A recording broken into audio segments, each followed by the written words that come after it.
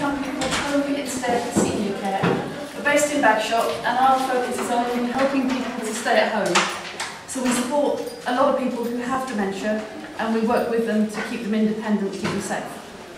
So I'm here today to talk about common behaviours that you might see with someone who has dementia, and try and give you some ideas for how to cope, how best to live with people, and maybe make things a bit easier.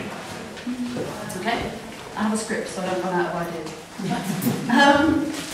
So, one common behaviour we see is delusions, by which I mean an idea but it's not right. It might be a hallucination, or it might be a fixed idea of something that doesn't make sense to anybody else. Does anyone have any ideas why that might happen? Because the thing with dementia is you tend to lose track of time, you lose your short-term memory quite often, but you find it easy to access memories from a long time ago, and you might be getting confused about something that's a very old memory maybe.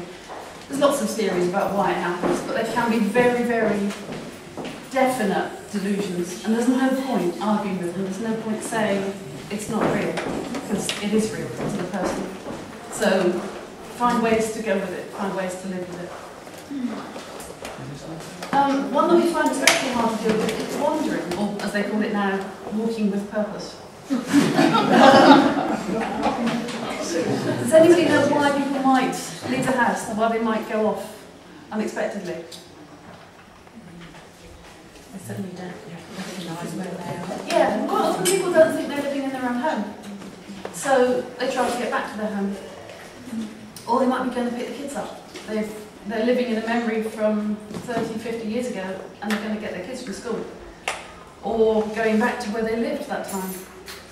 There's usually, often, a reason. If you can get to the root of why there's a reason by asking questions, then you might find it easier to understand. I'm generalising. There's not always a reason you can find. Refusal. Anybody come across refusal? Refusing to eat, drink, wash, take your tablets. Yeah. I'll give you some ideas for how to get around this. That's really, really common. People quite often talk about aggression as a frequent common behaviour. Come across that? Okay. Sometimes that is just a symptom, I think, or we've found anyway. Somebody's just frustrated. They can't communicate what it is they need to say. They've forgotten what it is they need to communicate. Or they can't find a way to say it. Or they might be in pain, they might just be frustrated they can't tell you. So maybe work around it, maybe try and establish what it is they're trying to get to. I know that can be hard if somebody's lashing out, but I'll give you some ideas for that as well. I'll try and be quick. And the next one is repetition. That's quite common as the disease gets worse. You find yourself listening to the same story. Have you heard about the short-term memory blackboard? This is a theory by a lady who established the Alzheimer's Societies here. Not the Alzheimer's, sorry, the Alzheimer's cafes here. A lady called Gemma Jones. She has an idea that everyone's got a blackboard in their mind to store information you don't need long term. Like, I've run out of milk. I've got to check the tyre pressures. I need petrol.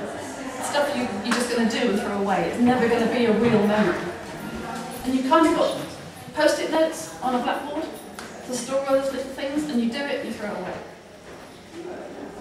She thinks that dementia makes that blackboard shrink, so you can maybe only get one or two things on it. And it could be that the reason you get repetition is that person's got a memory, they found one, and they're going to talk about it for as long as they can because they've got one. And it can be really, really hard for people who live in that world, living with that person. You hear it 24 hours a day sometimes, but that's what it is. They might be. They've got a memory. What you can do is ask questions. Try and dig into it. Try and take it somewhere. Like if you're hearing the same story about a trip to the seaside or something, ask questions about what happened. You might go somewhere interesting. Bear in mind, all those things I just said might be down to a medical reason. You can't necessarily attribute it to the dementia. They might be dehydrated. That can cause really funky behaviour. Urine infections, really weird behaviour. They might be hungry. They might be constipated. All those things, it's worth just thinking, is that okay? Go through that first before you think it's just the dementia, because it might not be, it might be fixable. Depression, things like that, might be things you need to see the doctor about. Anyway, ideas. First thing, it can help to have a routine. If you can stick to a routine, do the same things at the same times, the same day, the same person being there, it all helps. Particularly with the more advanced stages of dementia, if you can make people feel secure, they know what's going to happen. Write it on a calendar. I'm not sure about calendars in terms of people knowing what day of the week it is and stuff, because that really doesn't matter usually. But knowing, if you can cross out days as they go, so they know tomorrow this is going to happen, that can be helpful. Keep your choices simple and keep your sentences short. So instead of saying, oh, it's time for lunch, we should go and have some lunch, what do you fancy today? Do you want a lasagna or a boiled egg? Just say, would you like a ham sandwich or a cheese sandwich? You know, cut it right down, keep it simple. Take away all the extra stuff that we need, that we like, and just cut it down to the basics that that person can understand, and put on their memory blackboard, and hold on to. Make it as simple as you possibly can. It does mean you're taking away some of their choices. They're not going to go out for lasagna anymore, but you're making that decision for them. You're with them, you love them, you know what's best for them, you're going to look after them. You can make those choices for them. Does that make sense? Everyone talks about redirection with dementia. If things get sticky, if someone's getting angry, if they're getting stressed, redirect. Which means talk about something happy, get them to a happy place. It's really, really hard to do. If you're dealing with someone who's getting stressed and getting angry, it's really hard for you to think about what might make them relax, because you're reacting to their stress. You can redirect, but you have to plan it. If you go into situations knowing, okay, they like sport, I can always talk about the match last night, or they like gardening, the roses are good, right? Have a safe place to go if things get tricky, but plan it in advance. It makes life so much easier. I like this one, apologise. Sometimes if you're trying to get someone to do something, like have a shower or take their medication and they just won't do it, apologise. It takes the stress out of the situation. It's amazing. If you just start off with, I'm sorry, I know you don't want to do that. Tell you what, get this out of the way and then we'll do something fun. Just start with I'm sorry. It makes all the difference in the world. It's not your fault, I'm not saying it's your fault, just apologise anyway. Sometimes you have no choice apart from taking the person out of the situation. Sometimes the only thing you can do is go for a walk, go out in the car. Or if they're getting angry at the television or something, just turn it off. Just physically remove the thing that's causing the upset.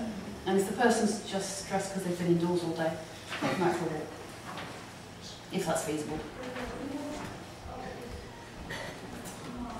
One thing we do, which is a bit sneaky, but if you're trying to get someone to eat or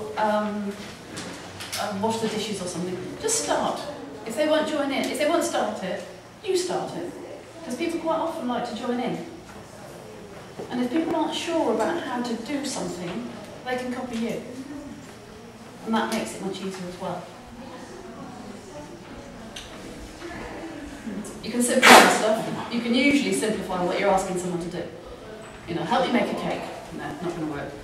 Help me open the flour, or stir the flour and the sugar together. You know, simplify the task, and you're more likely to get by. Asking for help can be a sneaky one. I'm really tired, could you help me with this? Or, oh, these are heavy, could you help me put them away? Just ask for help, because people like to help.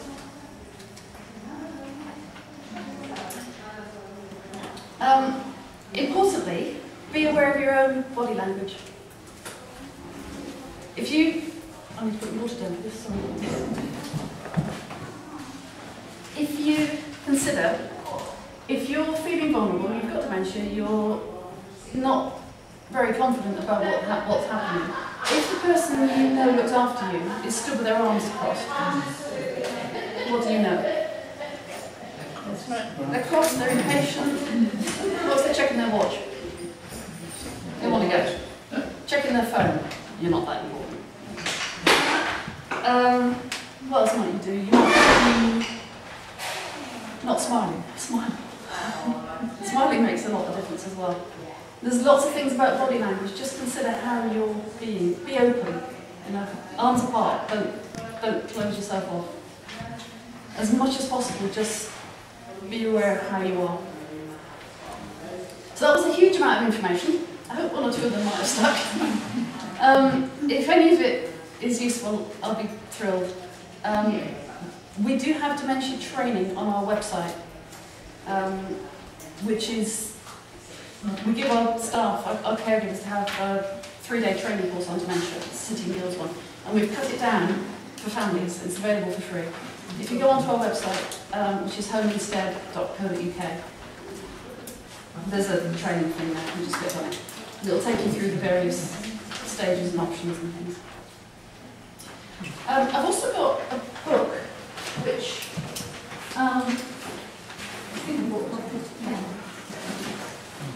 this is called Confidence to Care, and it's written by Home Instead, but all the proceeds go to charity, and it takes you through some of the scenarios I mentioned, aggression, refusal and stuff, and gives you ideas for how to cope. Generally, like, there's errors in judgment, but then there's care approaches, and there's a page and a half of them, things to try. It's on Amazon, it's called Confidence to Care. That's it, I think. I've got some leaflets downstairs. I didn't bring very many. I've got leaflets downstairs if anybody's interested. And have a look on the website, because the training is really good. Good luck. Thank you.